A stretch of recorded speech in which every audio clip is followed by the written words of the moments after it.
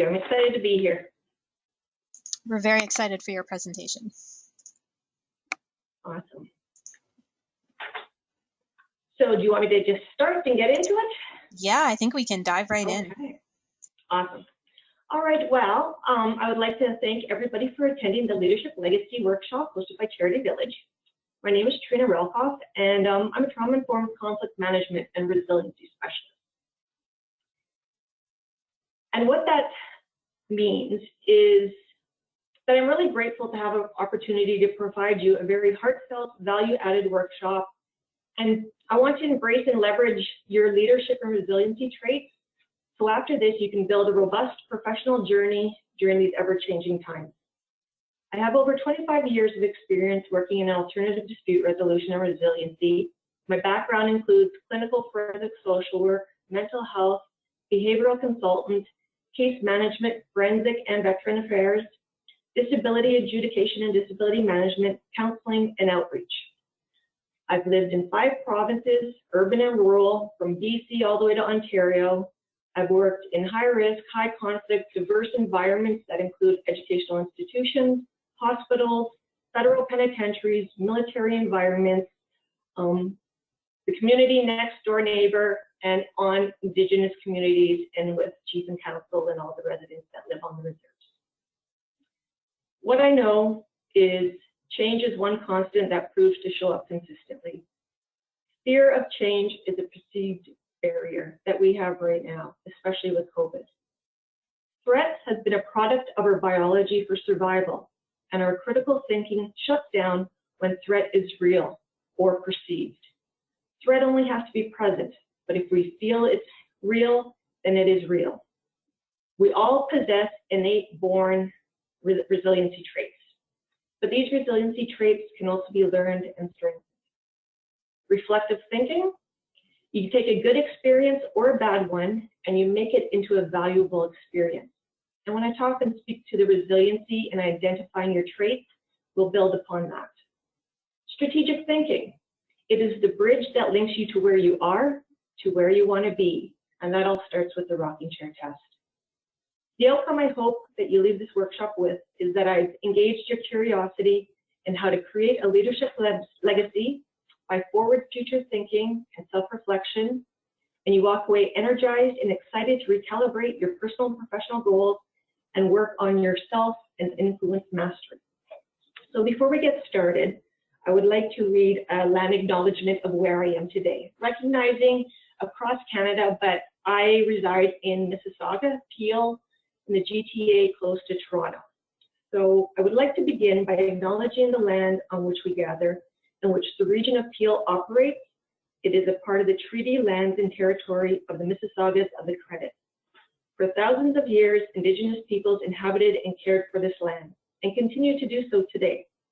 In particular, we acknowledge the territory of the Anishinaabeg, Huron-Wendat, Huron-Wendat-Nasi, and the Ojibwe Chippewa peoples. The land is also home to the Métis, and most recently, the territory of the Mississaugas of the Credit First Nation, who are direct descendants of the Mississaugas of the Credit. We are grateful to have this opportunity to work on this land, and by doing so, give respect to our first inhabitants. What I'd also like to share before we get started is the agenda. So we're going to talk about the rocking chair test, resiliency, and how to discover your innate resiliency traits, what an informed, trauma-informed lens is, where do the Canadian national standards fit in of psychological health and safety in the workplace, tools to build your leadership legacy, and a commitment from you that from this day forward, you are going to build your leadership legacy. So recognizing across Canada and COVID, I just want to bring forward when we go through this workshop and looking at trauma-informed. With COVID and everything opening up around the world, and especially in Canada, we are all experiencing anxiety, right? And that's a common feeling. So an analogy, and again, I will share some personal stories. You got to look at COVID, and a friend of mine who's a police officer is kind of how we describe this. COVID is like you're being stalked. It's an invisible threat that is out there that we can't control, and we don't know when it might come and enter our world. So the anxiety you're feeling, the hypervigilance, just recognize that it is normal. And as we open up society in Canada and we return to the workplace, that is important to remember for all of us, not only those who you work with, but for yourself and your family. As well, through Canada, we are discovering, and there's more information about the very unidentified burial grounds on the different residential school sites. So what is important to understand as well is the difference between intergenerational trauma and historical trauma. Historical trauma is the intentional persecution of a specific population. For example, individuals with shared ethnic, religious, cultural, or political background. That's the Indigenous and Métis. What is intergenerational trauma? It is when trauma is experienced by one generation and is transmitted to subsequent generations, ultimately affecting their health and well-being. Trauma can occur at a personal level or at a collective level.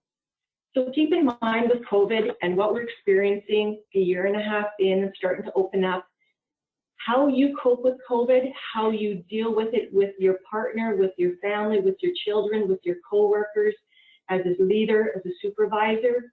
Recognize you're setting the stage and you are creating how this intergenerational trauma will play out in future generations. Because research says that our epigenetics holds trauma on the RNA sheath for 4 generations forward. So just keep that in mind.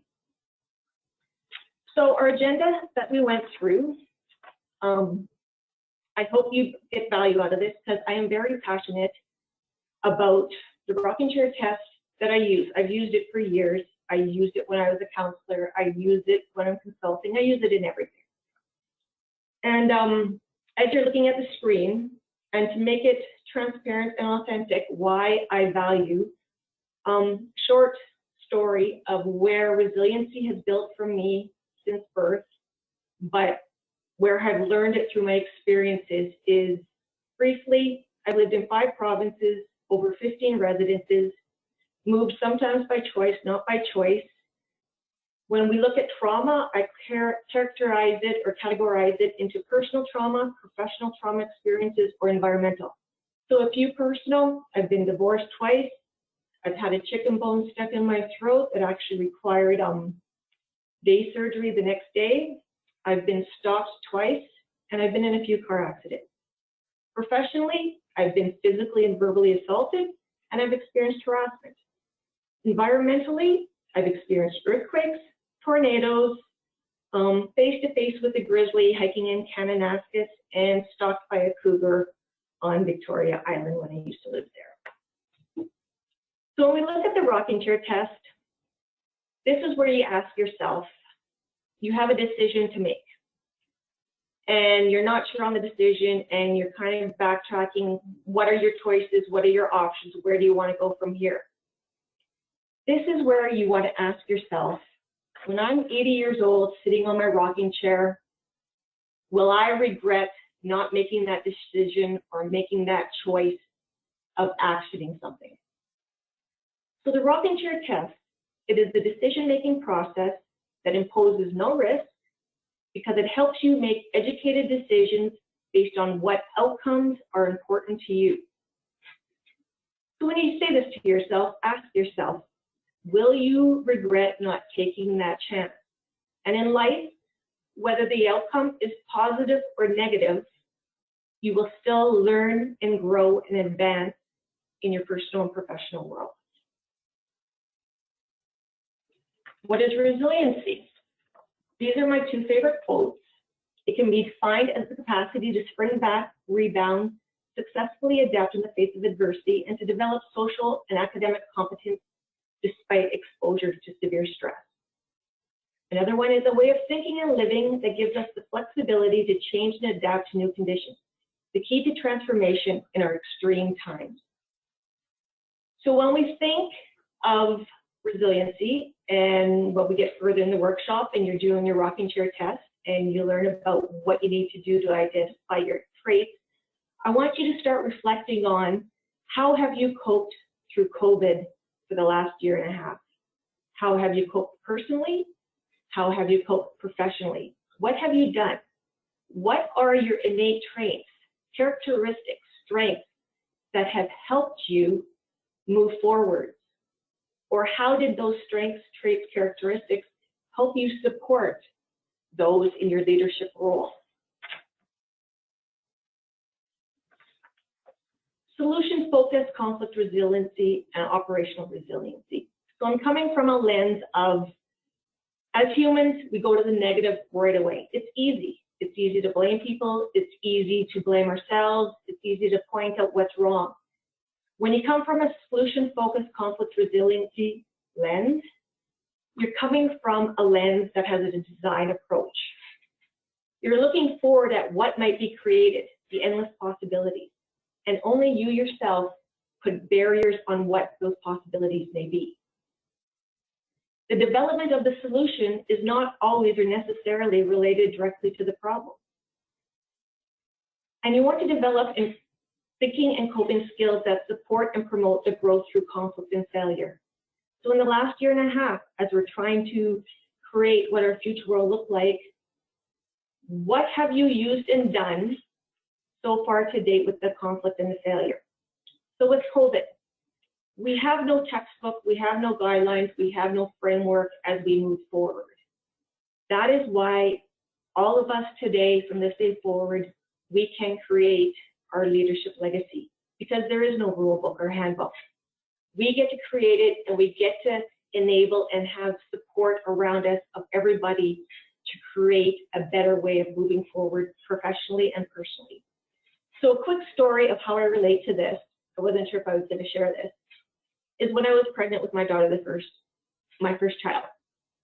My water broke 2 weeks early in the middle of the night. Never had a child, so I don't know what to expect, but I did have the book, What to Expect When You're Expecting. So what was my first response? Don't tell anybody. Don't wake up my husband at the time. I run downstairs to grab my book of What to Expect When You're Expecting, turn to the index at the front, and then turn to the back for all the other information of what chapter, what page is it on. And guess what? In the book of What to Expect When You're Expecting, they had nothing on when your water breaks. I was mad. And I'm emotional because I was mad because I'm like, this book is supposed to tell us what I'm supposed to expect, and there was nothing. So an analogy is you get to create your book of what to expect moving through COVID this day forward that's going to create your leadership legacy. So the miracle question. Before I go into that, we look at the operational resiliency. Where does that come in? This is where in the workplace, in the professional environment arena, when you're looking at your strategic planning, policy development, you look back to what has failed to learn from it. So you want to incorporate those failures or those moments, barriers that are there today, and have an open mind lens of how you're going to use and discover everybody's resiliency traits, their strengths, to help create a framework, a strategic plan, an updated policy that will support moving forward during COVID. So ask yourself, if you woke up tomorrow and the conflict, crisis, trauma was resolved in the workplace, what does that look like for you? So physically, what would that look like? What would that feel like? If everything was resolved, the strategic plan was carried out, there was no barriers, the resolution of a conflict had completed, everybody was operating at their prime performance abilities. What does that feel like? And what would others say has changed? So if a core worker, your boss, upper management, the CEO, other stakeholders came in and they said, wow, I noticed this change. You achieved that outcome. What would that look like, and what would others say to you? Because this is where the endless possibilities doesn't stop and the solution-focused thinking begins.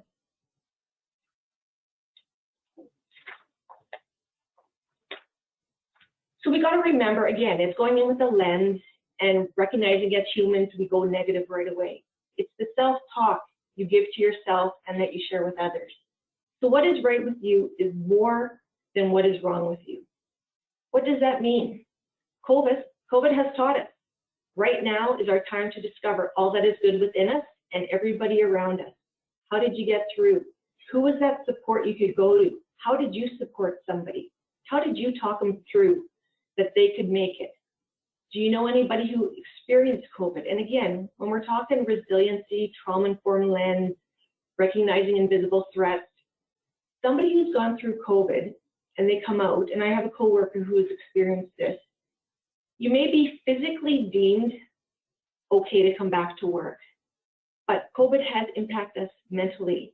So because you can't see that injury, don't assume the person is fully 100% ready to return to work.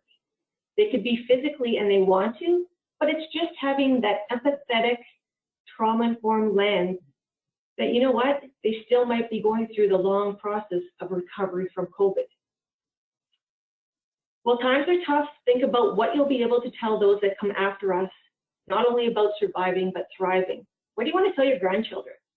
What do you want to, create a memoir, create a letter, a time capsule that you can share your experiences of how you got through COVID and share it with people or bury it, right? It's the message in the bottle.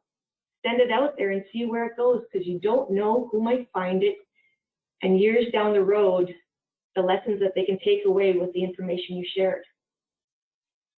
So when we're looking at resiliency, we have protective factors, and they are the conditions in your life that build resiliency. They are the ones that you are born with. They look at kind of the internal qualities of, and I'll name a few because it is an assessment tool that I use. So just to backtrack a little bit, I've been a resiliency trainer for over 25 years. I started in the schools and on the reserves in Northern Alberta because I was working with high-risk behavioral kids and families.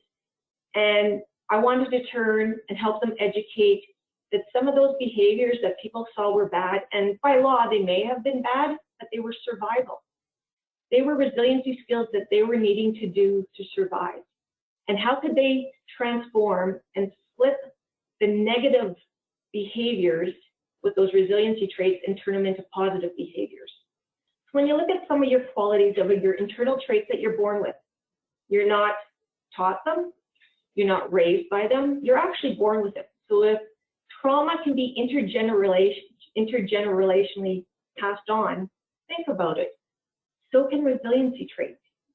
So some are your sense of humor, inner direction, flexibility, competence, love of learning, and independence. So flexibility and, a sense of humor, I needed that on Monday when I accidentally deleted my entire inbox at work. And when I retrieved all my deleted, there was over 13,000. So instead of getting angry and wasting time on energy that really I didn't have, because it was Monday morning at 7 o'clock in the morning, I chose to say, I guess this is the universe's way of giving me a sign to start fresh. When we're looking at the other personal innate factors to facilitate, we want to look at, do you have high expectations? In your environment, do you have caring and support? What is your definition of meaningful participation? What are your boundaries? Do we have to revisit what are some healthy personal and professional boundaries?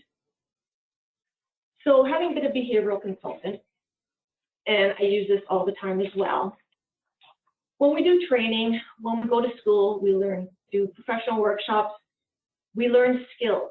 And we assume once people learn skills that they can carry them out in the required environment. But what we do know is sometimes people can have those skills, but they don't know what it looks like or feels like to actually execute them in the required environment. Thus, they have a performance deficit. So when you're looking at strategic planning, you're looking at future development, your leadership legacy, how being trauma-informed is, recognizing the strengths of others rather than the failures, ask yourself, we're having this meeting. I know everybody's intelligent, everybody has the skill set, but why is the execution of the framework, the plan, not materializing? Why do we still have these barriers? And it's not that people aren't willing and don't want to be successful. It's because they really don't know what that looks like or feels like to execute it.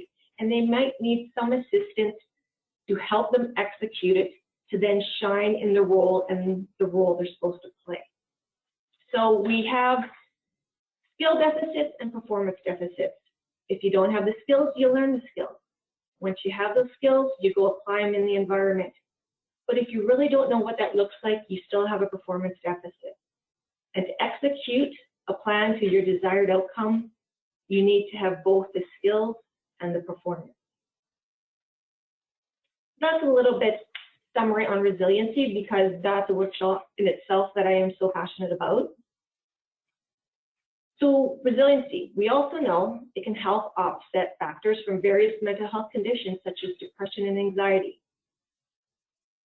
Gratitude and generosity. Understanding the psychology and biology of how positive emotional constructs matter for promotion of well-being and improving stress tolerance.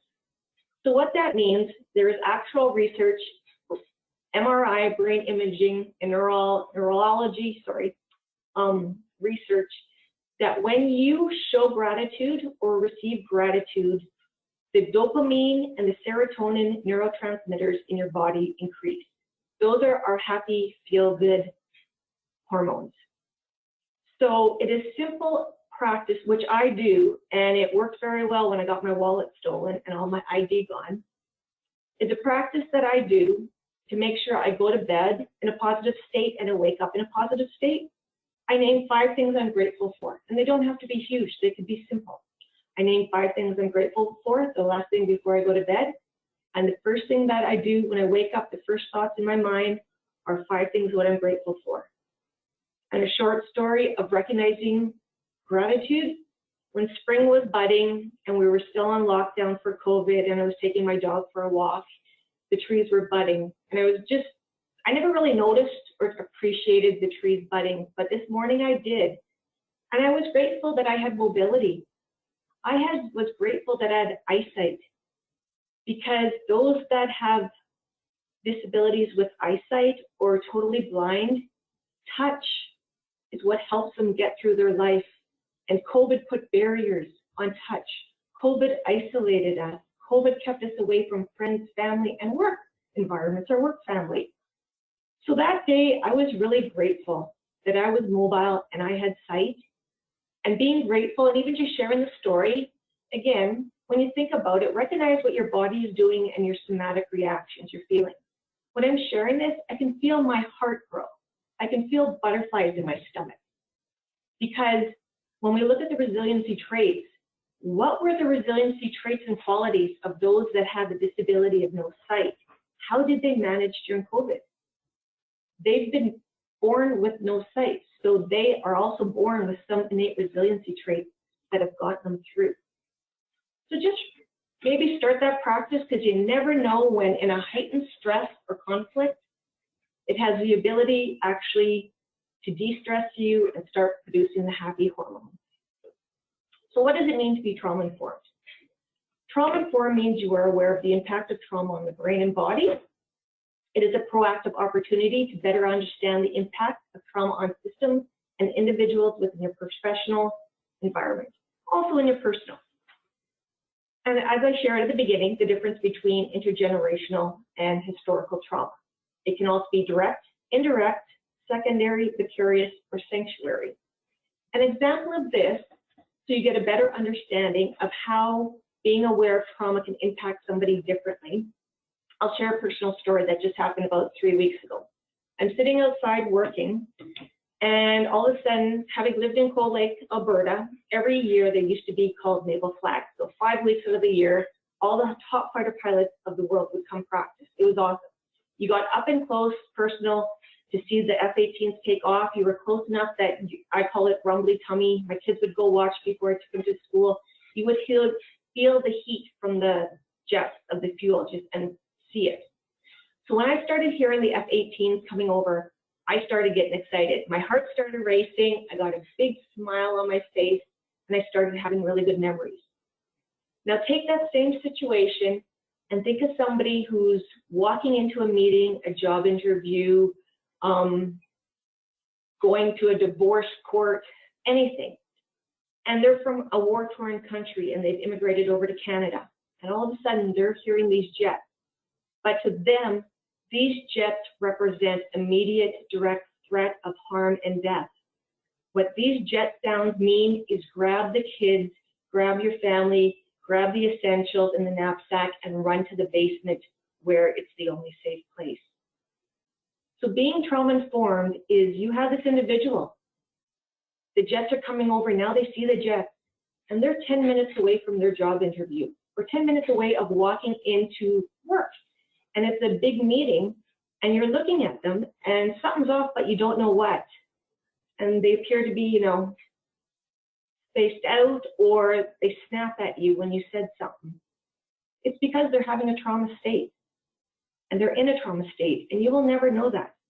But it's recognizing influence and experience in the environment are triggers, as well as smell. So what do you want to know to be a trauma-informed leadership? And again, this 1 hour just gives a quick overview of key points to take away in building your leadership legacy. You want to understand the principles of being trauma-informed. What does safety and trust look like? Safety in the sense of rules, regulations, safety in the sense of laws, safety in the sense of your environment you're working in. What does safety look like when we're going back to work for COVID? What will make you safe? What does that look like? How transparent is that communication or the new rules, new policies, procedures to create that safe and trust environment for you? Choice and a voice. What that means is being a trauma-informed leader and being trauma-informed, you encourage people to have a say and have a voice. Share the strengths, share the turmoil, share the conflict, and build a cohesive network to support each other. In a trauma-informed leadership environment, you're able to identify people's strengths and their resilient traits. So say a project failed. Instead of recognizing everything that went wrong, also recognize what went right, the strengths that that individual has, and how they can use those strengths to grow and maybe in the next project improve and learn, right? Because true failure is the only way we learn. The pillars are being aware, right? The prevalence of trauma, especially with COVID right now. The cultural considerations with COVID. Recognition. Do you know signs of trauma response? Do you know the 4 responses of fight, flight, freeze, or fawn? How does that relate in your work environment? Engagement. Avoid re-traumatizing people. If you know somebody who's gone through COVID, or the family member just did, or they lost a family member, you know, it's being cautious in your conversation regarding the topic of COVID.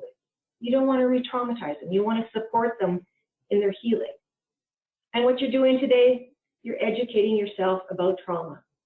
Trauma comes from abuse, violence, power imbalances, our culture, our environments, our histories, they all impact us.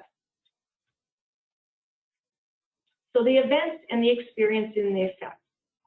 And the best way to give you an example of this is, well, the F-18, but also a quick story on my chicken bone experience. Eating wings with friends after work in the pub, choke on a chicken bone. Well, it's actually lodged in my throat. And of course, you know what you do when you're choking, you don't tell anybody you get bread. That doesn't work. You go to the bathroom, you don't tell anybody you're choking. Did that, that didn't work. It was hurting, I couldn't swallow. There was a walk-in clinic down the sidewalk. I went there. He could feel the chicken bone on the outside of my throat, and he told me I needed to go to Emerge. I drive to Emerge. My kids are old enough to be home alone, and I'm a single mom. I can hear the doctors, nurses talking because nobody's experienced this before. They took an x-ray, they can see the chicken bone. They got to call the ear, nose, throat specialist. The nurse comes over to me and asks me, is there anybody at home who we need to call? In that millisecond, I went from being calm and focusing on breathing to, oh my God, what if I died? My kids are home alone. and I started tearing up. The nurses, don't cry, otherwise you won't be able to breathe. What do you need? I asked for an Ativan. She gave me an Ativan, calmed me down. I could wait for the ear, nose, throat specialist. He comes, he can't take out the chicken bone, so he gives me another Ativan, sends me home to come back the next day for day surgery. I'm fine, day surgery, I go back to work the next day. People start coming up to me as I'm entering work, and they're making jokes about the chicken bones, how am I doing, the pub that I was at. And every time somebody would say the pub's name or chicken wings, and I still right now, my muscles get tense, my stomach clenches. But when it first happened, my body violently started shaking and I started sweating. In my mind, I'm safe, I'm alive, I'm fine. But my body was having a trauma response saying, you're not going to that pub and you're not going near any chicken wings. It took me 2 years of exposing myself slowly and telling myself I was safe to let my body feel safe that I could enjoy chicken wings again. So it's recognizing the trauma. Cognitively, you might think you're okay, but your body is telling you something different because trauma stays in the cells. So where do you want to come from? You want to come from a problem-focused to a trauma-informed perspective. And I won't go through them all because you will be getting copies of the PowerPoint. But again, it's looking at changing your lens of how you see the problem, the conflict, the adversity. How in your leadership legacy and how you go forward today will you want to present yourself in a way that brings out the best in people, brings out the best in yourself, recognizes strengths, and comes from a trauma-informed approach with COVID and everything starting to open up. So, the World Health Organization describes workplace stress as the global health epidemic of the 21st century. In Canada, 5 people will have a mental problem or an illness. In any given week, 500,000 employed Canadians are unable to work due to mental illness. And every year in the Canadian economy, it's estimated 51 billion are annually absent. Disability claims and the cost of medical services. So counselors, going to your GP. So the cost of mental health is not only through tangible effects, but through intangible effects that we can't see. And this stat that I took out just for the formatting of it, this stat of the 51 billion, that was pre-COVID. So imagine what that is now. So why is mental health a workplace issue? Risk management, right? You need to have risk management in your strategic plan, not only physical risk management, but now mental health, psychological risk management. Cost effectiveness. What is the cost? And I actually do have a tool that can calculate the cost of not implementing proactive measures to create a psychological health and safe workplace.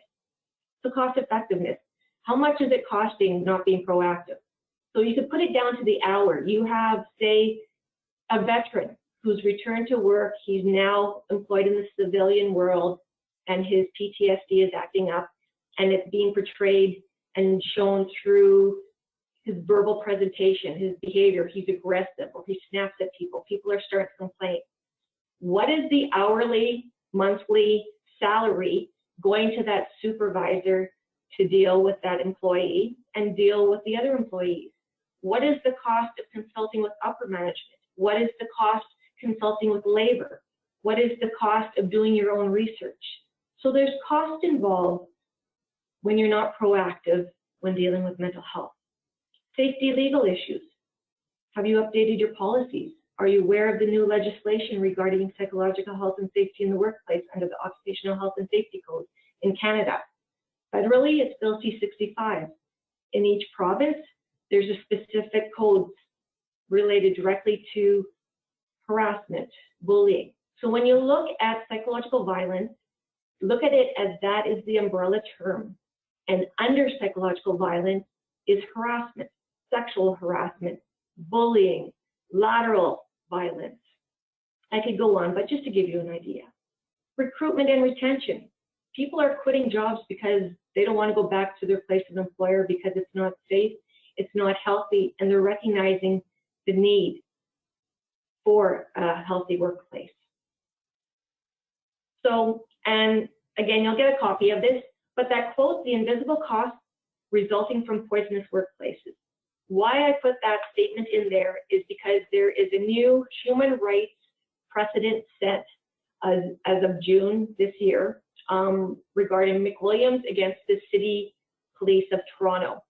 And the Human Rights Commission has created a legal terminology where people would always reference toxic workplaces. Well, a poisonous workplace is now a legal term. And the employer can contribute to an employee's deterioration of their mental health if the workplace is deemed a poisonous environment. So that's really something to look into, and how you want to not go negative and be reactive, but what steps do you want to create in your workplace leadership legacy of creating that healthy workplace. A quick reference of legislation. At the top of the pyramid is the Charter of Rights and Freedoms. Next is human rights legislation and accommodation. So what does that mean of understanding invisible disabilities, which is mental health? What do accommodations look like? The newest thing that there's not a lot of research on, and I'm excited to be a part of the development, is cannabis in the workplace. Medicinal cannabis is now being used more and more as a prescription. Do you have a medicinal or do you have a cannabis policy in your workplace for accommodation? Do you understand the difference between THC and CBD? If somebody came and put a complaint in going, so-and-so is using cannabis, I heard, and they get called in for a disciplinary conversation, right there, you might be in a little bit of hot water if you don't understand how to engage in this conversation about cannabis in the workplace and in accommodations, because that cannabis could be a level of CBT that doesn't impair cognition. It could be a topical application. So becoming aware of how accommodations, new policies, procedures related to being trauma-informed is very important. There were so many of these questions that I wanted you to have, knowing you're going to get a copy of this. So I won't go through them all. I'll let you read them as I talk. But there was a report, and it was called Tracking the Perfect Legal Store by Dr. Morgan Shane. It suggests that providing a psychologically safe workplace is no longer something that is simply nice to do, but it is becoming a legal imperative. Changes in labor law, occupational health and safety, employee standards, workplace compensation, contract of employment, tort law, human rights decisions are all pointing to the need for employers to provide a psychologically safe workplace. In addition, human rights require a duty to accommodate mental disabilities.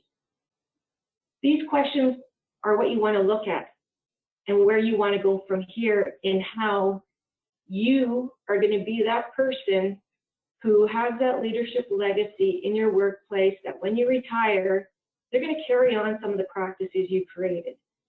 You're going to be talked about of somebody who you supported going through COVID and dealing through the mental health. You're going to be that person who can share and be transparent and connect with them going, you know what? Some of those anxiety traits you're explaining to me, I've experienced that too. First day back at the gym, I knew I wanted to go, but all of a sudden my stomach had butterflies in it. I was nervous. Why was that?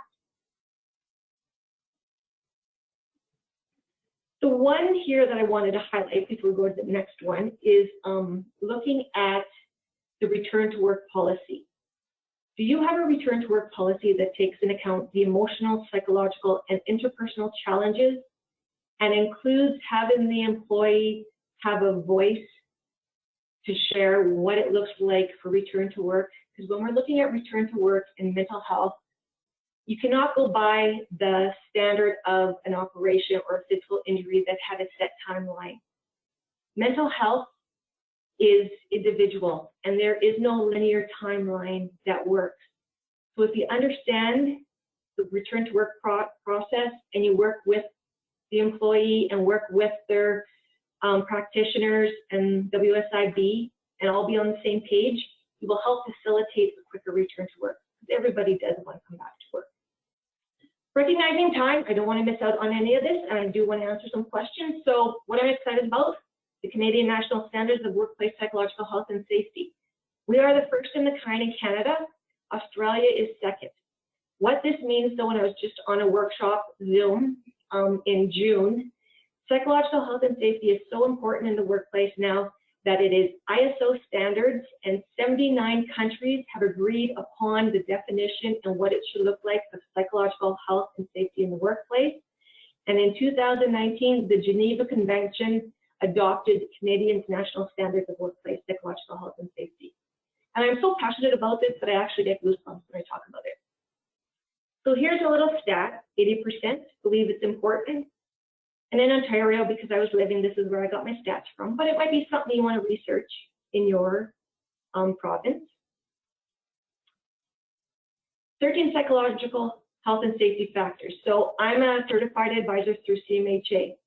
If you didn't want to do this on your own, because it is an ability for you to implement this on your own, you could hire me or any advisor, right? And these are the 13 factors of the psychosocial factors that we look at of how to improve your workplace and where are the barriers or the deficits that are creating the unsafe place within your work environment. So a legacy. It is a story that someone tells of the things they did, places they went, goals they accomplished, and the failures they experienced. Remember, failures is where we grow. It is a pathway that guides us to the decisions that we will make. So bringing it back to the rocking chair test, right? It's what is your legacy? So here are some of the services that I do offer. And why I offer all these services is I'm just passionate. I'm passionate about creating a psychological health and safe workplace. I'm passionate about helping people stay safe and sane and healthy. I'm passionate about knowing and believing everybody has strengths within them. And where that resiliency comes from, again, ask yourself, can you name off 2 resiliency strengths that helped you cope in the last month? That if something came up today after this workshop, you could remotely or rotely, this behavior would be actioned because you know yourself, you are strong. So for myself, another recent one, I had an active gas leak in my house on a Sunday. Yeah, the gas company only addresses outside, not inside, so I had to go searching. My independence is one of my strengths, to know how to action, ask questions, get resources, and ask everybody and anybody I knew how to find a gas tech here in Ontario. So it's important. So will you commit today to creating your leadership legacy, building your narrative, your own personal story? I love this quote by Brené Brown. The courage to be vulnerable is not about winning or losing. It's about the courage to show up when you can't predict or control the outcome. Well, that's today. That's today with us progressing forward into COVID. We are all vulnerable, and that's okay. And we are all strong and resilient, and we will get through it. And it's through the collateral leadership of all of yourselves that are attending, and by helping others identify their strengths, you will create the manual that will be shared 2, 5, 10 years down the road of what you did to live through COVID in 2021. So ask yourself, I hear a cue. The one thing I'll leave with, here's my contact information, but again, what is your self-talk and do you have a model? Mine with the rocking chair test is I always ask myself in the decision making, will I regret not taking this chance? Good or bad outcome, but on my rocking chair, 80 years sitting there, will I have that flashback? I regretted not taking that chance. So thank you for this opportunity of sharing a passion topic of psychological health safety, being trauma-informed and resiliency. And I hope you go forward with some insight and excitement to create your leadership legacy. Thank you so much, Trina. What a great packed presentation. And we do have some really good questions coming in, so I want to jump straight into them. So first of all, you talked a little bit about having a gratitude practice. Can you give some suggestions on how to get started with that? Yes, it was the example. So my story of losing my wallet, I used gratitude from 6:30 in the morning, driving to the police station, wanting to crawl into a ball, crying because my ID was lost, all my driver's license, credit cards, everything. I used gratitude, driving to the police station, made a statement. I then left the police station, gratitude nonstop all the way to the driver's license to get a new driver's license. When I left there, I kept speaking of gratitude all the way to the one bank because I had to go to two banks. Got my debit card, canceled credit cards, did gratitude all the way to the next bank. And I had told work, if I don't show up by noon, it's because I went home and I crawled into bed, curled into the ball, and I was going to cry myself till I fell asleep because that's how stressed I was. But by the time, and this is where it's crazy and I still believe in gratitude, by the time I got to work before 12 noon, I felt healthy, I felt good, and I was amazed at the power of gratitude. So I said, just start. That's where you start, is just start naming 5, and it doesn't have to be big. It could be, I'm grateful I can feel the grass on my feet when I go for a walk. I'm grateful I can still talk to my parents. I'm grateful I can breathe fresh air and I'm not in BC being impacted by the forest fires. I'm grateful I have my home and I didn't have to evacuate, right? It doesn't have to be big or little. It's just start. And recommend wholeheartedly 5 before you go to bed of what you're grateful for, and 5 as soon as you wake up in the morning, because your dopamine and serotonin will start producing. That's great. Trina, you were speaking a lot about trauma today. Could you talk a little bit more about the 4 signs of trauma? So yeah, 4 signs, and fight, flight, freeze, and fawn. So a quick brief is, when I was stalked, I've been stalked in university. So when somebody tried to break into my room, I remember hearing my breath go in and then I passed out. So that was freeze. Flight is when I was stalked before again. So if somebody comes up behind me, I was walking to work one day, had headphones on, all of a sudden I heard this and it was somebody jogging. But when they came close, I jumped into a defensive stance right away. That was my fight from a trauma response. Fight, flight is running. So instead of me jumping around into a trauma response, I would have ran. What fawn is, and it's a new one that a lot of people don't know, it's that person who's that yes person. That even though they are right, even though they have everything supporting them, they are willing to concede because they're in a trauma response. And it especially happens in family dynamics, power imbalances, divorce, separation, where there's power imbalances. It could be a neighbor and you're fighting over the fence and you have a mediation involved or a bylaw involved, and you're willing to cut down your fence to the level the neighbor wants it, even though you are in bylaw status correct, but you still say yes. So I hope that gives a quick overview. Yeah, that's helpful. That's an interesting one, the fawn or fawning. I had not heard that one either before, and but certainly something that, we see that dynamic out there. So that's very interesting. And I'm sure that happens a lot in the workplace as well.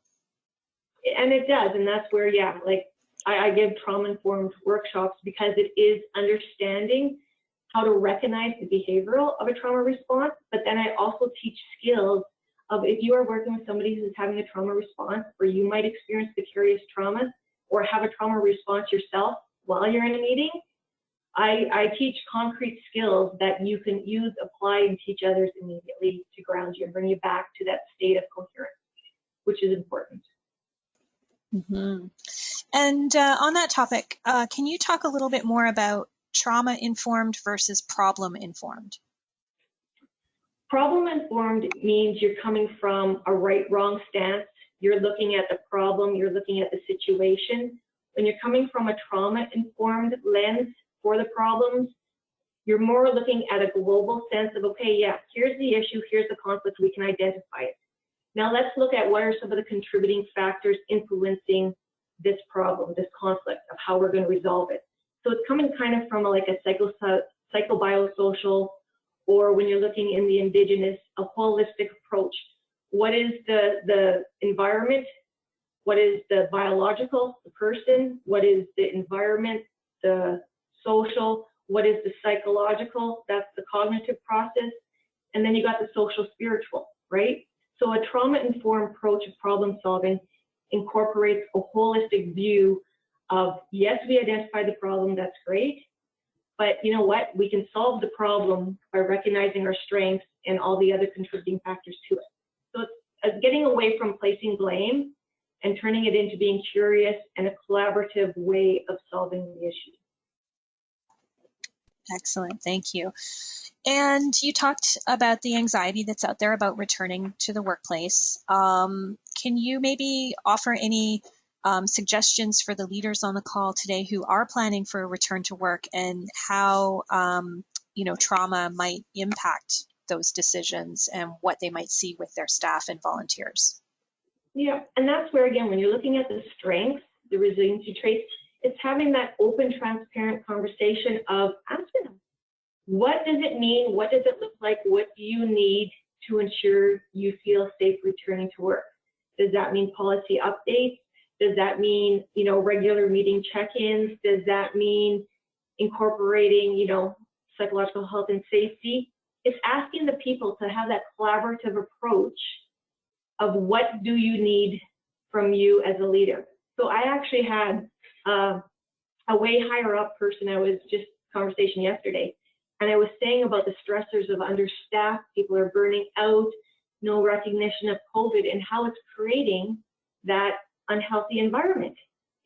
And the person who I was speaking to, who was like 3 levels above me, goes to me, and I was like, I could feel the tension. So that anxiety is the tension your body's feeling, right? That anger, that tense, that frustration, and you'll feel it in your muscles. So it's recognizing where you feel it as well. But what he said to me was, what do you need from me to help you out to support the employees you're supervising? And just by that statement, it relaxed me. It relaxed my cognitive processing, and it relaxed my body, because how he approached my concerns, he came back from an empathetic, emotional intelligence point of reference that, what do you need from me that I can help you to support everybody? And that's what we need to do, right? It's ask, because we're all in this together to create what it's supposed to look like and share. Their anxiety feelings are normal. So it's normalizing that feeling, because I'm sure as leaders, you're having that too. And having the resources. So as your workplace association, what resources do you have? So if somebody is having real struggles or the anxiety got too much, do you have EAP? Do you have the 1-800 mental health, CMHA they call? Do you have a resource support system within your workplace? And maybe creating something like that and having it visual so everybody can access it in the lunchroom, or, it's the idea of looking, you can have resources, and if you put it on your website, that's great. But again, you're putting the onus on the individual to access those resources. And if you're in a trauma state, you're not in the cognitive ability to go finding those resources. So as a leader, you want to create that environment that they can come to you, that they can know where it is listed, at the front desk or in the lunchroom or on a billboard. Because when you are in that trauma state, you aren't able to go access the resources that everybody else has provided you.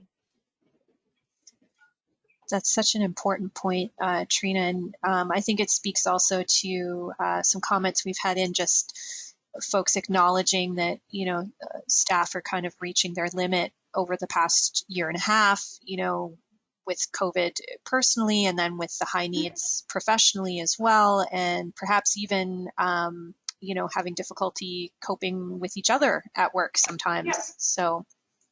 And just recognize it's normal, and we're all going through it. It's a collective trauma experience. Great. And I think we'll just wrap up with one final question, Trina. We still have some questions coming in about gratitude practice. So do you have any suggestions for someone who wants to start a daily practice, and also some additional examples? I think some folks are having a little bit of trouble figuring out how they would articulate that to themselves, you know, in the practice. So perhaps some examples. Sure. Yeah. So gratitude is like this morning when I woke up, and I'll just pick 5. I'm grateful I had the opportunity to share my passion with you guys. I am grateful my puppy was able to poop out the cherry pits that she got in the garbage, and she's only 3 months old, and we didn't have to take her to the vet. I'm grateful every day when I go stand outside on my grass that I have a backyard compared to people who only had apartments and condos to live in, and they couldn't easily access outdoors when we were on lockdown. I'm grateful I have a choice of what I want to make myself for dinner.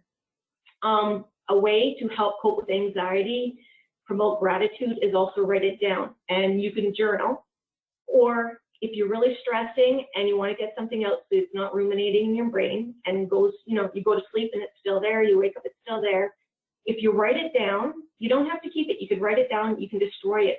But by writing it down, it's a neurological process that gets it out of the brain and it gets it out of the body so you can let go of it. So that's why they always suggest journaling. So it doesn't have to be a big journal. Write it down, destroy it, rip it up, but at least you got it out of your brain. And another way to produce easy hormones, and it'll sound silly, but it works, put on a fake smile and laughter therapy, right? So you're in the office, have a meeting, or even on Zoom. When you do a fake smile, and it doesn't have to be a real smile, but when you do a fake smile and you activate those muscles, it again starts producing the happy hormones of our body. Well, thank you, Trina. You've left us there with some really good actionable tips. Did you have any final thoughts before we sign off today? I suggest if you're going to create a leadership legacy, because it kind of stirred me to do this, I'm starting to write a book about resiliency and just even a storytelling of take this reflective practice from the first memories you have as a child, some of your conflicts, adversities, failing out of school, getting fired, major arguments, family issues, and how did you cope? And again, there's lots of resiliency, eat well, sleep well, collective. My resiliency actually comes from identifying your traits, and I didn't have time to go through the whole assessment process with you, but I do have an assessment tool, because if you can't name your specific traits, how do you pull them out when you need them? You need to develop them so they're rote. So just like when you're angry, we start breathing. Everybody says to breathe, but do you know how to properly breathe? Most people don't. Quick tip tool: when you're stressed, angry, grief, severe grief, which COVID is, the past, we need to breathe it. It's, you quickly, not quickly, but you do 4 rounds, box breathing. You put your hand on your belly, you breathe into your nose, in through your nose for a count of 4. You hold it for a count of 4. You breathe out through your mouth till your belly is no longer filled with air. And then you, again, count to 4. And what this does, it does bring down the blood pressure. It does get the blood to the brain because you stop breathing. So again, you can't cognitively process. Your muscles relax. And it's a skill that you can do anywhere, in public, in private. But again, it's a simple skill that everybody says just breathe, but do you know how to breathe properly? So if interested, contact me, because I'm more than willing, one-on-one, get a group together to do the resiliency workshop with you, because we have an innate strength and we've gotten this far, and we're going to excel, and we're going to create a legacy that 10, 15, 50 years from now, people are going to be talking about you and what you did for your business and your company, your corporation, your association, and your family and friends. So thank you. Thank you so much, Trina. This has just been fabulous. Just before we sign off, I'll remind everyone that you will get the follow-up email later today with the link to the webinar recording. Please do feel free to share that with your colleagues. It is publicly available. It will also have a survey link there that you can fill out with your feedback on today's webinar. On behalf of Charity Village, again, thank you so much for taking the time to join us today. We will be taking a little break from our usual webinar schedule over the next couple of weeks, but we will be back on August 19th, and we will have a discussion around workplace mental health as it relates to COVID. So it'll be a bit of a nice companion piece to what Trina's presented today. You can find more information about that at charityvillage.com/webinars, and there will also be a link to register in the email that goes out today. Thank you again for taking part in today's webinar. I hope all of you have a wonderful rest of your day. Bye-bye.